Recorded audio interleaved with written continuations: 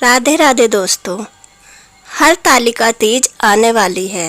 यह कब मनाई जाती है? यह भाद्रपद के शुक्ल पक्ष की तृतीया को मनाई जाती है। इस दिन औरतें निर्जला व्रत रखती है। इस दिन गणेश जी भगवान, शिव जी भगवान और माता पार्वती की पूजा की जाती है। इस व्रत में गणेश जी भगवान, शिव जी भगवान और माता पार्वती की मिट्टी की मूर्तियां बनाई जाती है। सबसे पहले गणेश जी का पूजन किया जाता है। उसके बाद शिव जी भगवान और माता पार्वती का पूजन किया जाता है। माता पार्वती को स्नान करवाने के बाद श्रृंगार आदि किया जाता है। इस दिन औरतें अखंड सौभाग्यवती वरदान पाने के लिए माता पार्वती और शिव जी भगवान का ये व्रत करती है। इस बार हरतालिका तीज का व्रत 6 सितंबर को रखा जाएगा। इसमें पूजा का शुभ मुहूर्त 7 बजे से सुबह 10 बजे तक है। इस दिन सौभाग्यशाली स्त्रियां निर्जला व्रत करके सारी रात भजन कीर्तन करती है, क्योंकि इसमें रात में जागने का बहुत ज़्यादा महत्व है। हरतालिका तीज में व्रत करते समय महिलाओं को क्रोध पर काबू रखना चाहिए। इस दिन गुस्सा करने से व्रत खंडित हो जाता है और उसका फल नहीं मिलता। कहा जाता है कि भाद्रपद शुक्ल पक्ष तृतीया तिथि के हस्त नक्षत्र में माता पार्वती ने मिट्टी से शिवलिंग का निर्माण किया था और भगवान शिव की स्तुति में लीन होकर रात भर जागरण किया। इसके साथ ही उन्होंने अन्न का भी त्याग कर दिया। माता पार्वती ने यह कठोर तपस्या 12 साल तक की।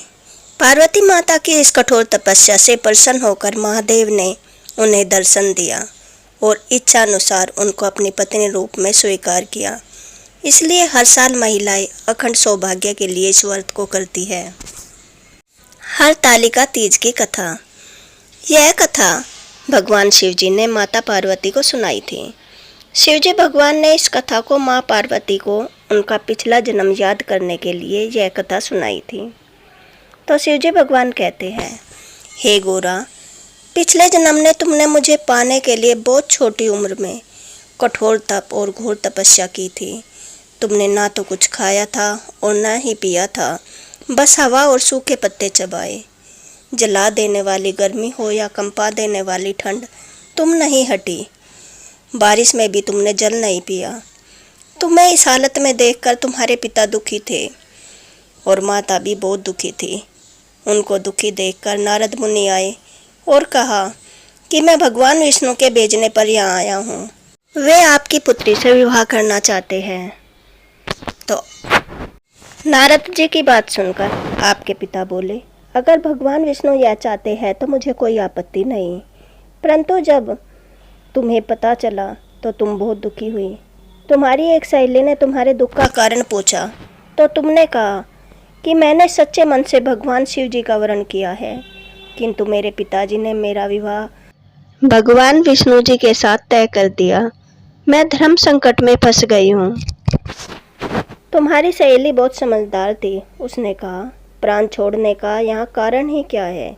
संकट के समय धैर्य से काम लेना चाहिए। और वह तुम्हारी सहेली तुम्हें एक घनघोर जंगल में ले गई, जो साधना करने के लिए उत्तम स्थान था।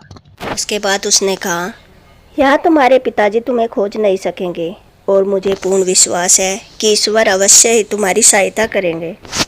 उधर तुम्हारे पिताजी तुम्हें घर में न पाकर बहुत चिंतित और दुखी हुए। इधर तुम्हारी खोज होती रही और अपनी सहेली के साथ तुम नदी के तट पर एक गुफा में मेरी आराधना में लीन रहने लगी। तुमने रेत के शिवलिंग का निर्माण किया। तुम्हारी इस कठोर तपस्या के प्रभाव से मेरा आसन हिल उठा और मैं शीघ्र ही तुम्हारे पास पहुंचा। तुमसे वर मांगने को कहा। तब अपनी तपस्या के फलीभूत मुझे अपने समक्ष पाकर तुमने कहा, मैं आपको सच्चे मन से पति के रूप में वरण कर चुकी हूँ। यदि आप सचमुच मेरी तपस्या से प्रसन्न होकर यहाँ पधारे हैं तो मुझे अपनी अर्धांगिनी के रूप में स्वीकार कर लीजिए। तब तथास्तु कहकर मैं कैलाश पर्वत लौट आया। उसी समय तुम्हारे पिताजी अपने बंधु बांधवों के सहित तुम्हें खोजते हुए वहाँ पहुँचे। तुमने सारा वृत्तांत उन्हें बताया और कहा, मैं घर तभी जाऊंगी अगर आप महादेव से मेरा विवाह करवाओगे। तुम्हारे पिता मान गए और उन्होंने हमारा विवाह करवाया। इस व्रत का महत्व यह है कि मैं इस व्रत को पूर्ण निष्ठा से करने वाली प्रत्येक स्त्री को मनवांछित फल देता हूँ। इस पूरे प्रकरण में तुम्हारी सखी ने तुम्हारा हरण किया था, इसलिए इस व्रत का नाम हरतालिका व्रत हो गया। इस व्रत का एक और प्रभाव है। इस दिन व्रत करने वाली स्त्रियां पार्वती माता के समान सुखपूर्वक पतिव्रत करके शिवलोक को जाती है। सौभाग्यशाली स्त्रियां अपने सुहाग को अखंड बनाए रखने और अविवाहित युवतियां मन मुताबिक वर पाने के लिए हरतालिका तीज का व्रत करती है। इस दिन व्रत करने वाली स्त्रियां सूर्योदय से पूर्व ही उठ जाती है और नहाकर पूरा श्रृंगार करती है। पूजन के लिए केले के पत्तों से मंडप बनाकर गौरी शंकर की प्रतिमा स्थापित की जाती है और माता पार्वती को श्रृंगार का सारा सामान चढ़ाया जाता है। रात में भजन कीर्तन करते हुए जागरण कर 3 बार आरती की जाती है। इस व्रत में कुछ ऐसी बातें भी हैं जो किसी को भूल कर भी नहीं करनी चाहिए। एक तो व्रत रखने वाली स्त्रियों को क्रोध नहीं करना चाहिए।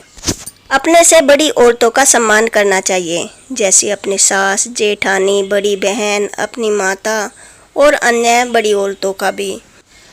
अगर हम उनसे कुछ गलत कहेंगे तो वे भी गुस्से में आकर हमें कुछ ना कुछ अपशब्द कह देगी। इसलिए हमें उन्हें खुश रखना चाहिए और दिन या रात में इस दिन भूलकर भी शयन नहीं करना चाहिए, नहीं तो इसका घोर पाप लगता है।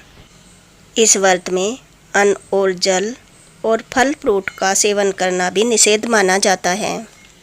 हरतालिका तीज के दिन सभी औरतों को 16 श्रृंगार करने चाहिए। इससे माता पार्वती खुश होकर उन्हें सौभाग्यशाली होने का वरदान देती है। ऐसी ही नई नई धार्मिक जानकारियों के लिए मेरे चैनल को लाइक एंड सब्सक्राइब करें। Thanks for watching. Radhe Radhe.